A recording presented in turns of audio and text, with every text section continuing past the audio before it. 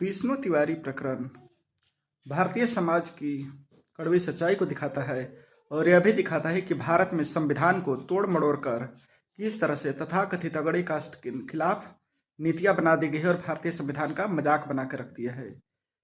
उत्तर प्रदेश के ललितपुर जिले की गरीब ब्राह्मण विष्णु तिवारी को 20 सालों तक निर्दोष रहने के बावजूद जेल में रखा गया और इस दौरान उनको पैरोल भी नहीं दी गई और उनके माता पिता की मृत्यु हो गई, 2 भाइयों की मृत्यु हो गई, 6 एकड़ जमीन बिक गए।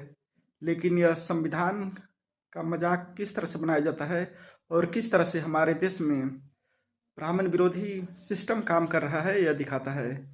भारतीय संविधान को तोड़ मड़ोड़ कर अगड़े कास्ट के खिलाफ नीतियां बना दी गई हैं और खासकर जब वो ब्राह्मण हो, गरीब ब्राह्मण हो, तो उसको फंसा देने की नीति किस तरह से हमारे यहाँ बना दी गई है, यह दिखाती है।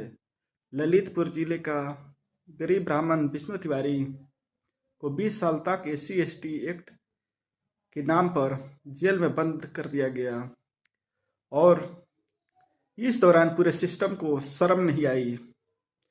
किस तरह से हमारा देश ब्राह्मण के खिलाफ, अगड़े कास्ट के खिलाफ काम कर रहा है, यह दिखाता है।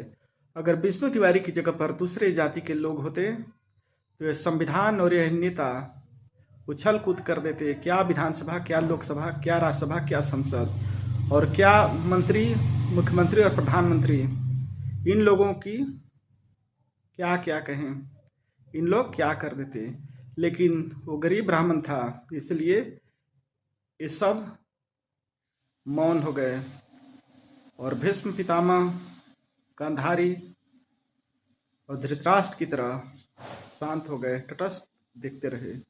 यह है इस देश की कड़वी सच्चाई और ब्राह्मण विरोधी चेहरा।